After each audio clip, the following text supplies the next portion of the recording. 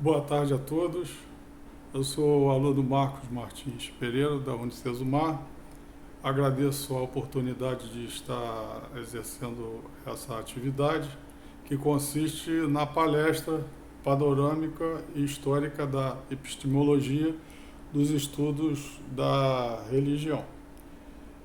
E, introdutoriamente, nós vamos falar que a epistemologia do estudo da religião ela visa o conhecimento sobre o fenômeno religioso e visa substituir uma visão inicial essencialista das religiões por posições funcionalistas, que levam em conta a capacidade de a religião organizar a vida social. Considera a religião fundamental à organização social à baila das questões confessionais. Esta teoria funcionais sofrem crítica, pois levam a um certo reducionismo da religião, mas como efeito e não como porque não perquer a origem. Em resposta, a escola fenomenológica restabelecerá essa experiência transcendental na análise do estudo da religião, estabelecendo o conceito de sagrado como base para a investigação das ciências sociais. Esta volta ao sagrado se denomina reação fenomenológica, que ocorreu como resposta aos reducionismos prepostos pelos funcionalistas. O caráter normativo da ciência da religião como disciplina acadêmica irá balizar sua crítica à fenomenologia e ao sagrado, retomando o debate acerca da religião como objeto de estudo empírico por meio da interseção que perpassa as ciências humanas e sociais. As ciências da religião é uma disciplina acadêmica autônoma, emancipada da teologia e em condições de produzir cientificamente análises do fenômeno religioso. Então agora nós vamos entrar no tema propriamente dito da nossa palestra, que é o desenvolvimento da epistemologia dos estudos da religião. Ela começa lá com a teoria sociológica de Durkheim, em seu livro As Formas Elementares da Vida Religiosa. O autor trata do fenômeno religioso. A obra tem um fundo etnológico e se refere ao conceito de totemismo, como a religião dos homens primitivos. Afirma que o totemismo é uma expressão básica e elementar da cultura e da religião dos povos primitivos e cumpre várias funções, sendo considerado como um símbolo do clã. Tem caráter religioso, servindo para classificar o sagrado em relação ao profano. Durkheim sistematiza: sendo o totem a forma sensível da religião, ele é o próprio Deus totêmico, sendo ao mesmo tempo o símbolo do clã e o emblema do grupo social. Significa que o símbolo principal da religião e o fundamental da sociedade são a mesma coisa, e que, definitivamente, o Deus totêmico do clã nada mais é que o próprio clã. O culto é prestado ao totem e à própria sociedade, podendo ser compreendido em termos de sua função social. Aí eles analisam a religião como função social. Pois a sociedade precisa do comprometimento individual a partir da consciência do indivíduo.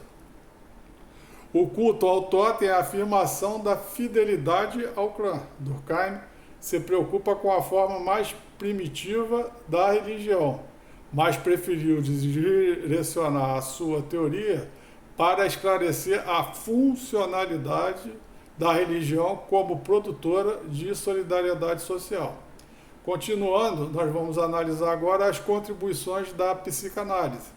Sigmund Freud, na sua teoria psicanalítica da origem da religião, se baseia num entrelaçamento de caráter etnográfico e de caráter psicanalítico, envolvendo o totem e o tabu, onde o tabu consiste em uma proibição não arrazoada, por exemplo, a exogamia. Já o totem é considerado o Deus totêmico, símbolo ao qual o clã atribui um culto e sente uma dependência. Assim considerada a semelhança existente entre os tabus do neurótico e os tabus do homem primitivo, e considerando que na origem de toda neurose há um chamado complexo de Édipo, pelo qual os filhos, num determinado tempo mítico, teriam se revoltado contra os pais, e matado por ciúme, pois ele possuía todas as mulheres. Este fato gerou um desequilíbrio profundo e remorso, e atormentados pela lembrança da imagem paterna, que precisava ser substituída simbolicamente, criam um símbolo totêmico, a imagem disfarçada do pai odiado com a qual querem se reconciliar. Totem e tabu têm grande contribuição na etnologia, resgatando as origens da organização social e das hierarquias das sociedades primitivas, que influenciaram a nossa atual configuração da sociedade. Terrin argumenta que Freud deu muito valor ao inconsciente, já que a tese funcionalista de Freud, quanto à religião, afirma que este fenômeno social é um subproduto do inconsciente, com a função de reprimir pulsões instintivas antissociais. Carl Gustav Jung contrariou as teses de Freud sobre a religião, especialmente seu conceito de religião como neurose coletiva. Jung se afasta da corrente freudiana em 1913, pois considerava a religião como benéfica à sociedade. Defendia que a religião era uma expressão natural do inconsciente coletivo, que precede aquele inconsciente individual priorizado por Freud. O inconsciente coletivo é uma espécie de memória ancestral, que se manifesta em profundas marcas psíquicas denominadas arquétipos, onde a sua violação cria desconforto psicológico devido à sujeição a algum mal que ocorrerá pela transgressão da exigência sagrada. Os arquétipos do inconsciente seriam a fonte tanto dos sonhos como dos mitos da religião. Tanto mitos como os sonhos têm papel estabilizador na constituição da personalidade, representam algo adquirido na experiência externa do indivíduo, uma força elementar, presente na essência humana. Os seres humanos nasceram com um arquétipo de Deus, uma imagem que todos estão predispostos a ter. Por isso, Jung não se preocupou com a existência ontológica de Deus, mas com a sua existência como uma realidade psíquica, ou seja, fenomenológica. Jung afirmava que não acreditava em Deus, mas que ele existia por ser um fenômeno psíquico, descartando qualquer conotação transcendental assim. Jung enuncia que, embora existam milhares de religiões, todas elas têm ideias centrais comuns, compartilham fortes valores infalíveis e regras. Isso sugere que todas funcionam como um processo de estabilização do indivíduo. A experiência religiosa representa um campo aberto aos pesquisadores da religião de diversas áreas das ciências, como antropologia, sociologia, psicologia, filosofia e teologia. Como pesquisadores do fenômeno religioso, devemos considerar os subsídios que buscam prover sentido à experiência religiosa, distinguida nas correntes teóricas de Freud e Jung. Ambas as formulações, tanto a freudiana quanto a jungiana, para a religião, são uma comprovação de que as explicações funcionalistas motivam reducionismos na compreensão do fenômeno religioso, dando apenas o status de organizador da vida social, no ponto de vista de Freud, ou emancipador do indivíduo, no ponto de vista de Jung. A explicação que veremos a seguir, a partir dessa, também segue nesse mesmo sentido, só que negando totalmente a religião. Nós vamos analisar agora a alienação marxista. Para Karl Marx, a religião é uma ilusão negativa, uma ideologia e um sistema de crença cujo propósito é prover razões que servem para manter a forma de organização social dominadora. Assim, a religião deve ser investigada com fundamento nas funções que desempenha na sociedade, não com base no transcendente. Ela também é funcionalista. Afirma não ter sentido uma pesquisa com cerne no conteúdo das crenças, pois o que importa é a compreensão dos processos econômicos produtores da miséria, sua reflexão e expressão na religião e sua função dentro do coletivo. Os conteúdos desenvolvidos pela religião são ideologias construídas para reforçar a dominação e a opressão, além de impedir a superação. A religião e suas instituições sancionam as formas econômicas de exploração, apoia os governos que as promovem, defende a divisão desigual de poderes e riquezas e as apresenta como uma ordem natural das coisas e como expressão da vontade divina. Promete um mundo vindouro, uma vida plena e feliz para desviar a atenção dos oprimidos no seu presente. Assim evita que eles se esforcem para mudar as estruturas que produzem miséria. Marx também abandona o fenômeno religioso, como já se percebeu, a partir de seus aspectos funcionais e não fenomenológicos. Ele analisa os aspectos funcionais. Não há interesse nos conteúdos de crenças religiosas, seu interesse é a função das crenças na luta social. Para Marx, Deus é uma projeção do homem e a religião uma produção e alienação do homem. Nós até aqui, nós vimos as teorias funcionalistas, na quais a compreensão do fenômeno religioso só pode ser encontrada quando se descobre a função que a religião exerce na sociedade. E somente quando se esclarece os efeitos sociais e psicológicos da fé na vida das pessoas. Agora, então, nós vamos começar a ver a fenomenologia. Então, inicialmente, nós vamos ver a fenomenologia como uma ciência. A fenomenologia da religião tem origem na polêmica contra as teorias da religião primitiva e também uma reação aos postulados reducionistas e funcionalistas. A fenomenologia foi se estruturando como disciplina autônoma no estudo da religião e da experiência religiosa como reação aos pressupostos funcionalistas. Sua autonomia decorre do fato de se apresentar como um método de abordagem amplo e não exigir restrições quanto ao objeto do estudo. A fenomenologia da religião se estabeleceu na ordem das ciências religiosas como espécie de nível fenomenológico, enquanto a história, a sociologia e a psicologia da religião como espécies de nível científico. Por outro lado, a teologia e a filosofia da religião como reflexões de caráter normativo. Destacam-se entre os autores contemporâneos da fenomenologia Rudolf Otto e Mircea Eliade.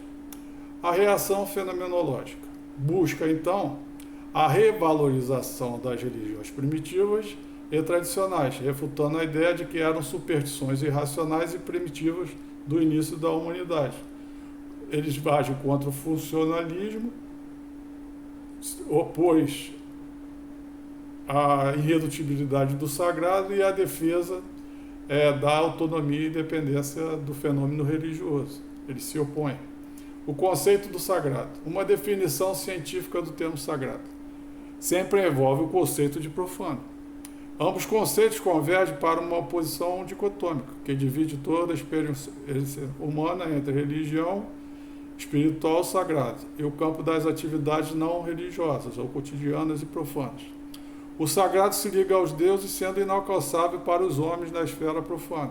Somente com um pacto estabelecido entre seres humanos e deuses é possível o ato de tornar sagrado, geralmente, um bem oferecido pelos humanos aos deuses, na esperança de receber outro bem, onde a intermediação da oferenda é feita por sacerdotes. Assim, o ritual aproxima os profanos do sagrado. Na verdade, não há profano se não houver sagrado. Profano é todo elemento que coexiste justamente com o sagrado, mas sem participar nessa sacralidade. Os elementos considerados sagrados provêm dos mitos, estão presentes nos rituais da sociedade em que tais mitos estão inseridos. Mircea Eliade desenvolveu ideias em oposição às teorias reducionistas que, segundo o autor, não compreenderam o papel da religião. Foi defensor da autonomia do campo religioso e que a religião fosse avaliada com critérios religiosos. pois o sagrado não pode ser submetido ao reducionismo das ciências sociais, da história ou da psicologia, pois é uma categoria sui generis. A gente diz que o fenômeno religioso deve ser estudado na esfera religiosa e que deve delimitar esse fenômeno pela filosofia, psicologia, sociologia e ciência econômica. Quer dizer, se ela for delimitada, deixa escapar o que nela existe de único e irredutível, que é o seu caráter sagrado. Eliade tratava o fenômeno religioso de forma diferente da abordagem funcionalista, mas acreditava que os estudos de religião se beneficiavam pela identificação desses processos históricos, econômicos e sociais que envolvem o fenômeno religioso, mas essas ciências são apenas auxiliares para o seu entendimento, pois o fenômeno religioso tem sua compreensão fundamentada em sua linguagem interna, seus mitos, seus ritos e suas simbologias, que são autônomos e irredutíveis. As peculiaridades do fenômeno religioso mostram que a religião é fundamental à realidade humana e social. Para o autor sagrado, o sagrado é o oposto ao profano. O profano é o espaço onde as coisas ordinárias são realizadas. O sagrado é a esfera do sobrenatural e das coisas memoráveis. Enquanto o profano se desvanece pela fragilidade, o sagrado é eterno, a sacralidade é real. O homem religioso é o mais real. O profano é a arena dos afazeres humanos, os quais são instáveis e normalmente caóticos. O conceito de religião de Eliade, fundamentado nas esferas do sagrado e do profano, tem suas bases no pensamento de Durkheim. Mas quando se refere ao sagrado, não é o clã cultuado que ele tem em mente, mas o sobrenatural como o cerne da religião. Eliade concebe a crença em seres sobrenaturais. O segundo autor, Rudolf Otto, na obra O Sagrado, 1916, apresenta o tema como categoria complexa, que se constitui de dois elementos importantes: o elemento não racional, ao qual ele define como luminoso, e o elemento racional, definido como predicador. Ao lançar sua crítica em relação ao racional, presente na ideia do sagrado, procura esclarecer que enunciados, conceitos e definições, por mais claros que transpareçam, em nenhum momento explicam por completo o sentimento religioso. Por esse argumento, ele procura reconsiderar o elemento não racional da religião, prioriza o luminoso, colocando de lado, pela excessiva atenção dada à racionalização na cultura ocidental. O luminoso foi colocado de lado devido a essa excessiva atenção à racionalidade. Dessa forma, o resgate do que se pode chamar de essência da religião coincide com a necessidade de compreendê-la como uma experiência humana original. O núcleo central da religião deve ser, então, ser redescoberto, recuperando-se a importância e a consideração pelo caráter não racional do fenômeno religioso. Isto não implica colocar a religião alheia ao plano racional, mas resgatar na ideia de Deus o que havia sido colocado de lado pelo racionalismo. Sua busca, então, é desenvolver as categorias dos elementos racionais e não racionais que formam o sagrado, além de observar e avaliar as relações intrínsecas que existem entre eles para evidenciar a complexidade do sagrado. Deus e o sagrado não podem caber na razão pura. Ainda que tais ideias estejam presentes nas religiões, nada mais são do que uma ideia de sagrado carregada de noções racionais, sendo apenas predicados que esquematizam ou racionalizam o elemento originalmente não racional identificado como luminoso. Os conceitos causam um encobrimento do número, objeto próprio da ideia de sagrado, impossível de ser comunicado em sua totalidade por conceitos racionais. Mas existe a necessidade de expressarmos racionalmente do ponto de vista fenomenológico. Assim acontece um acesso racional à essência não racional própria do domínio religioso. A descrição da experiência luminosa de Rudolfo Otto desenvolveu em sua obra se dá de forma fenomenológica. A reação fenomenológica, que nós acabamos de falar, dos estudos sobre a religião, produziu uma vasta coleção de estudos, mas posteriormente sofre uma série de críticas com o surgimento de novos referenciais metodológicos e de interdisciplinaridade das ciências da religião. É isso que nós tínhamos que falar do desenvolvimento da epistemologia no estudo das religiões, e nós agradecemos a sua atenção. Muito obrigado.